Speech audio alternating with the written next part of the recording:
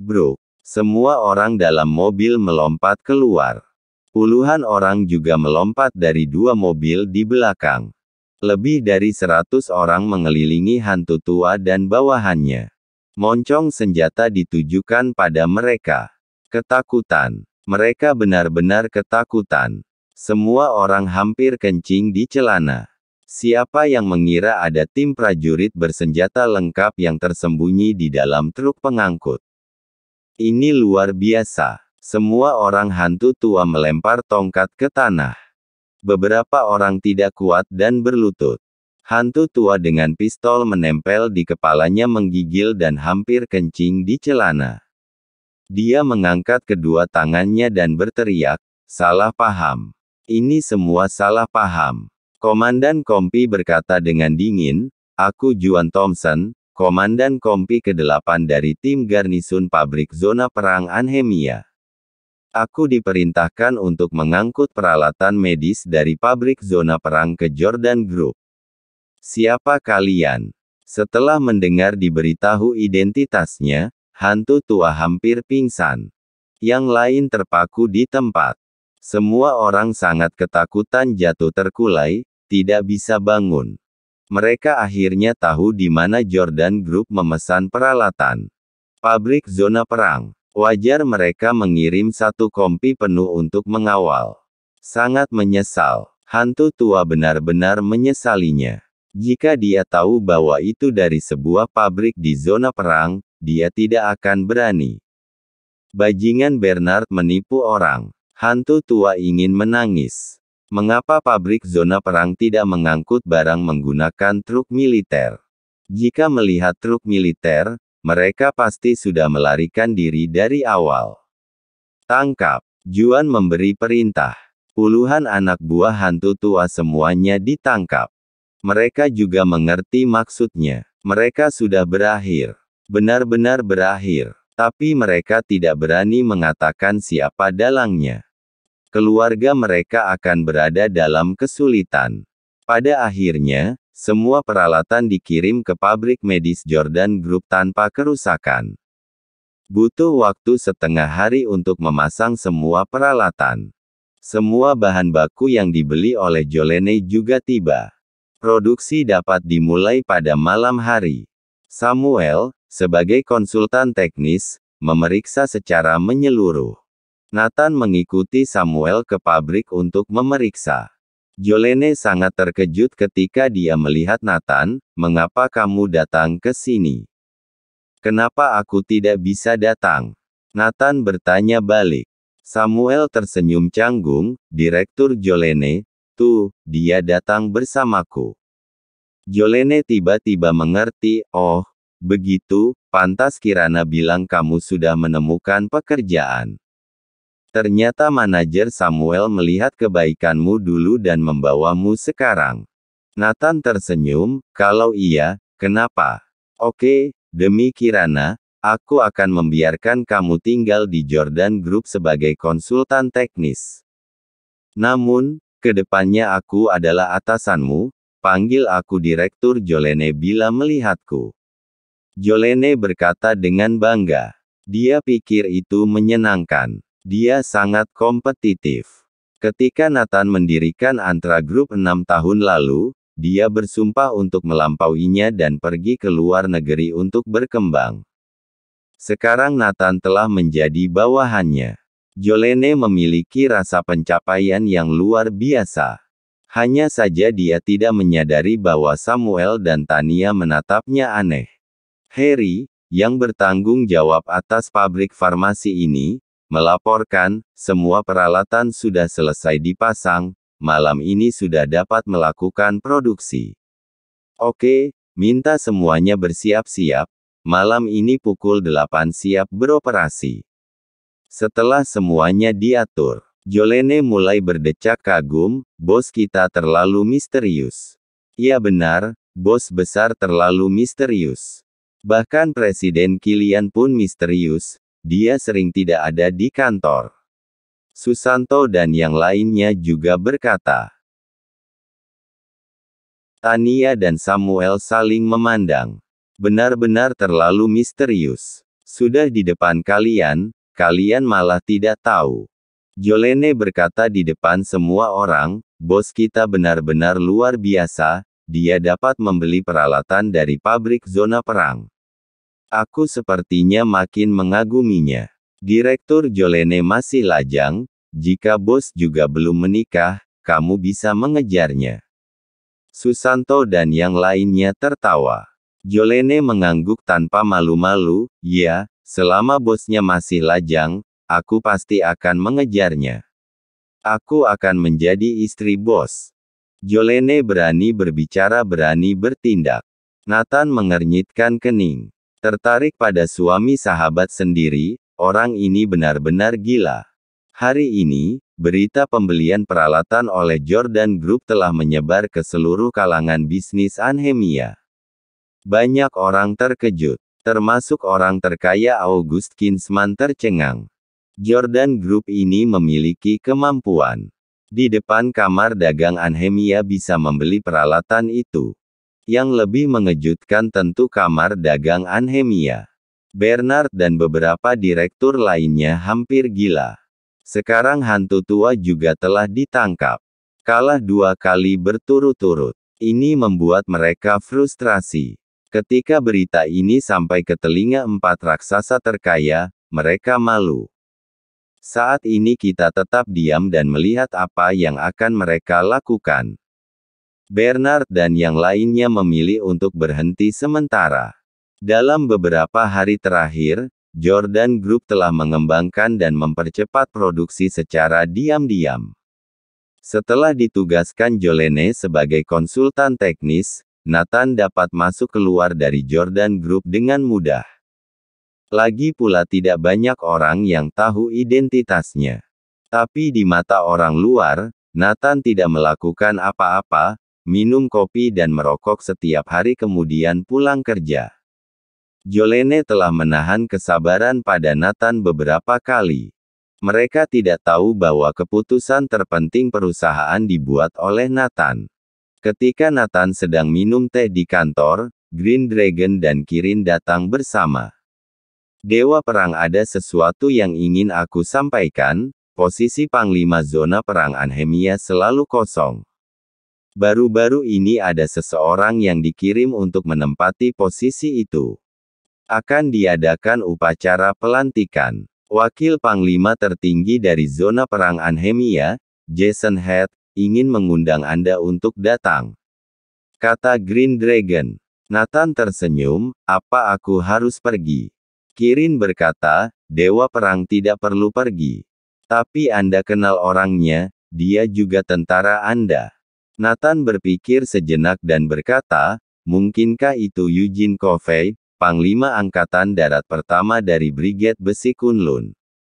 Eugene pemberani dan pandai bertarung, tetapi dia mengalami cedera dan mundur dari garis depan 2 tahun lalu, sekarang dia telah pulih. Jika ada bawahannya yang memiliki kualifikasi dan waktu untuk menjadi panglima tertinggi, itu hanya Eugene Covey. Kirin mengangguk, ya, itu benar, itu Eugene. Ya, baiklah. Beritahu Zona Perang Anhemia bahwa aku akan berpartisipasi dalam upacara pelantikan Panglima tertinggi. Aku ingin menyaksikan momen mulia prajuritku sendiri. Kata Nathan. Siap, Dewa Perang. Ketika Zona Perang Anhemia menerima berita pasti bahwa Nathan akan datang untuk berpartisipasi dalam upacara, seluruh pasukan bersemangat. Terutama Jason. Dia sangat bersemangat. Dia masih khawatir sebelumnya. Sekarang dia sudah tenang. Jason juga secara khusus memberitahu 4 raksasa terkaya, Bobby Lange dan Michael Stark, yang merupakan penguasa kamar dagang Anhemia. Bobby Lange sangat bersemangat sehingga mereka hampir melupakan urusan Jordan Group. Dibandingkan dengan hal besar ini, Jordan Group hanya masalah sepele. Kami juga termasuk orang yang bisa menyaksikan momen mulia ini. Dewa Perang Kunlun, Dewa Perang Neslandia yang agung. Bisa melihat kehormatan Dewa Perang Kunlun, seumur hidupku tidak ada penyesalan lagi. Jika aku bisa mengenal Dewa Perang Kunlun kali ini, maka aku sudah tidak di bawah bayang-bayang August Kinsman. Ya, sudah berapa tahun August Kinsman menekan kita? Bobby Lange dan yang lainnya tidak akan pernah melupakan pertempuran mereka dengan August Kinsman. Mereka ingin mengambil kesempatan ini untuk melawan August Kinsman. Selama bertahun-tahun, August Kinsman selalu mendominasi kamar dagang Anhemia. Jika kamar dagang Anhemia ingin melangkah lebih jauh, harus melewati rintangan August Kinsman. Jadi mereka menganggap pelantikan Panglima tertinggi ini sebagai kesempatan.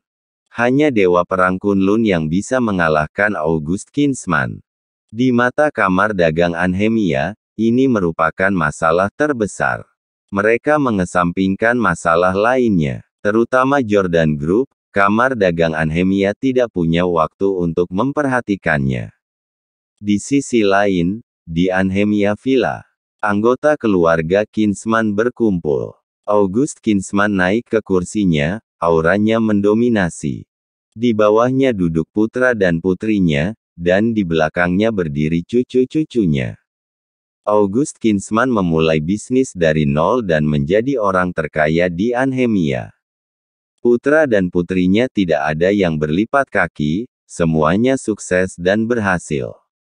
Semua tersebar di seluruh kalangan militer, bisnis dan politik, berkembang di mana-mana. Itu sebabnya keluarga Kinsman begitu kuat.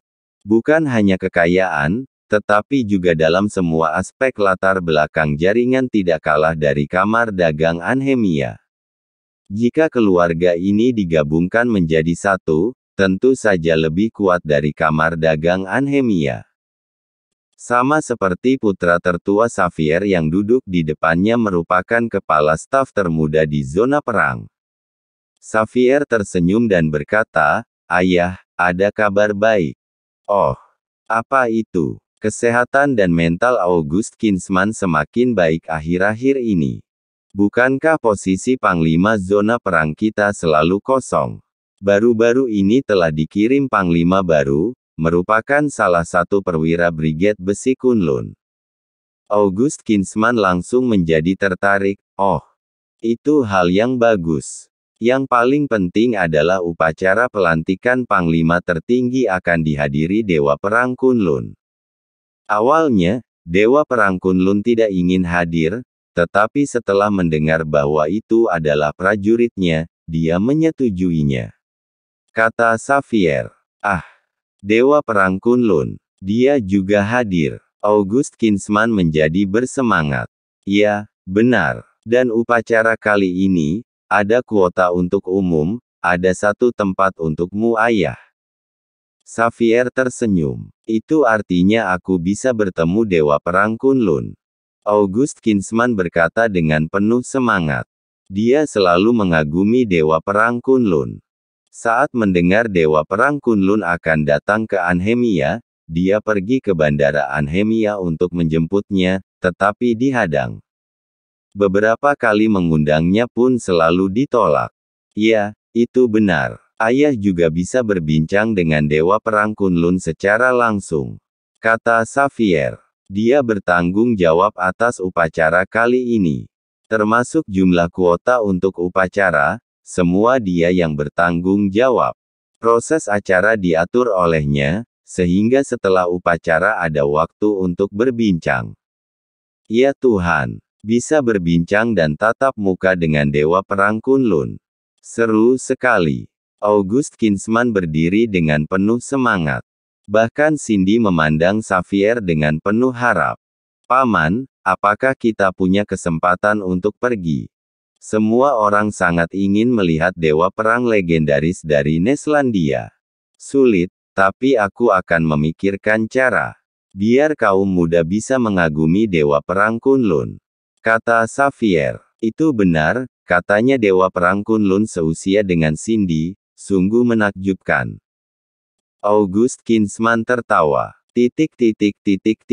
Berita upacara pelantikan Panglima tersebar di seluruh kalangan atas di Anhemia. Ini adalah kesempatan untuk bertemu Dewa Perang Kunlun. Beberapa orang bahkan rela merogoh kocek puluhan miliar untuk mendapat tempat berpartisipasi. Hanya dalam beberapa periode Jordan Group telah berkembang pesat, dan kelompok produk pertama diproduksi dan dikirim ke Biro Inspeksi Kualitas untuk pengujian. Selama melewati pemeriksaan bisa langsung dipasarkan. Semua orang menantikan hasil penjualan. Kamar dagang Anhemia sedang lengah. Namun, beberapa direktur kamar dagang Anhemia masih memperhatikan masalah ini. Bernard memanggil Cory Baxter, Jarvis dan Helen bersama. Aku ingin bertanya, apa maksud Jordan Group merekrut Samuel?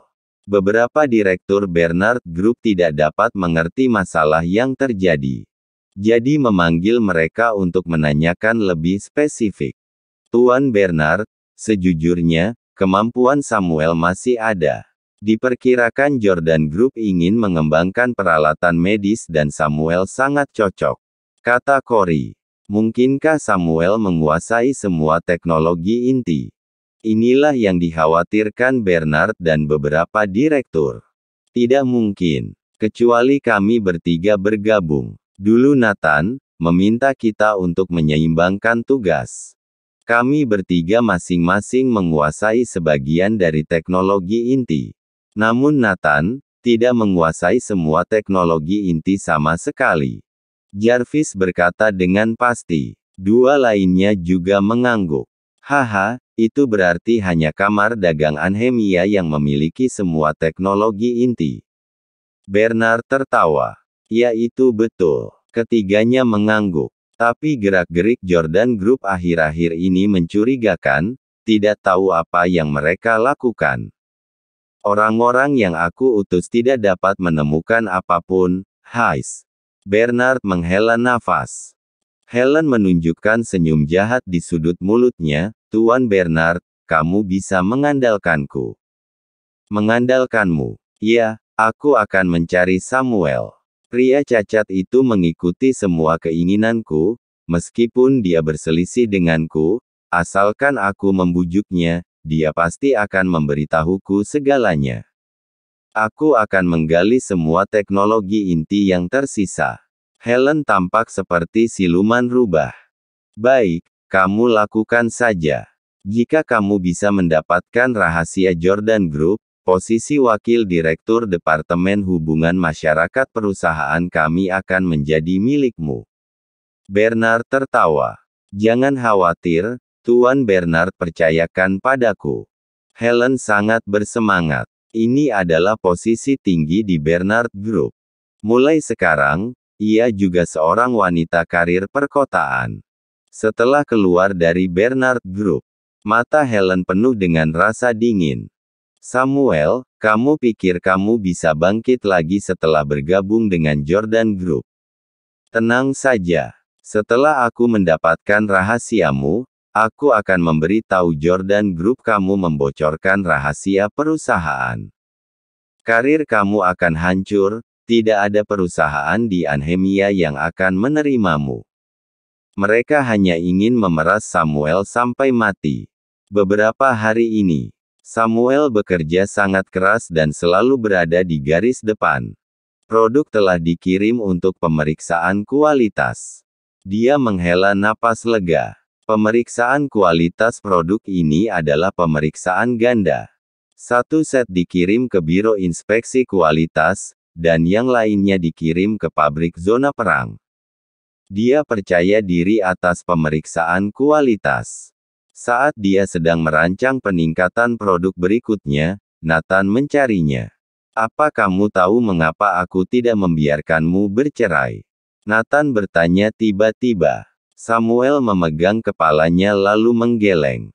Jika kamu langsung bercerai, itu memudahkan pasangan bajingan itu. Nathan tersenyum. Tuan Nathan, maksudmu? Samuel tidak mengerti apa yang dimaksud Nathan. Ayo, kita pergi ke suatu tempat. Kata Nathan. Baik, aku akan mengikutimu Tuan Nathan. Samuel mengikuti. Keduanya sampai ke pinggiran kota menggunakan mobil. Membutuhkan waktu sekitar 2 jam untuk sampai tempat tujuan. Melihat gedung di depannya, Samuel terkejut. Karena Nathan membawanya ke pabrik zona perang Anhemia. Roland, kepala departemen pendukung dan logistik menyambut mereka di pintu masuk. Jangan katakan apa-apa, hanya kunjungan saja. Nathan berbisik. Roland mengangguk. Membawa Nathan dan Samuel masuk ke pabrik zona perang. Samuel terkejut. Mereka sampai ke departemen pemeriksaan kualitas. Roland berkata kepada rekan-rekan di departemen kualitas, ini adalah kepala desainer Jordan Group yang bertanggung jawab atas produk ini. Rekan-rekan dari departemen inspeksi kualitas memandang Samuel dengan takjub. Ini benar-benar luar biasa. Kami telah memeriksa kualitas produk Anda. Sama sekali tidak ada masalah dengan kualitasnya, bahkan kualitasnya satu tingkat lebih tinggi dari produk kamar dagang Anhemia. Jika perangkat medis ini digunakan di pasar, bisa mendapat efek yang hebat. Ini hal bagus untuk masyarakat. Ternyata pabrik zona perang telah memeriksa produknya. Mereka kagum dengan kehebatan para desainer. Nathan berpikir membawa Samuel untuk berkomunikasi dengan teknisi di sini. Nathan berkata kepada Roland, "Roland, aku pikir Samuel dapat digunakan sebagai konsultan teknis untuk peralatan medis di sini. Bagaimana menurutmu?" Roland segera tersenyum dan berkata, "Bagus sekali. Kami masih kekurangan talenta di bidang ini. Masih ada kesenjangan antara peralatan medis dalam negeri dan luar negeri.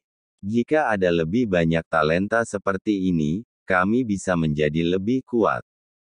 "Oke, kalau begitu atur Samuel sebagai konsultan teknis, berikan pangkat militer juga," kata Nathan.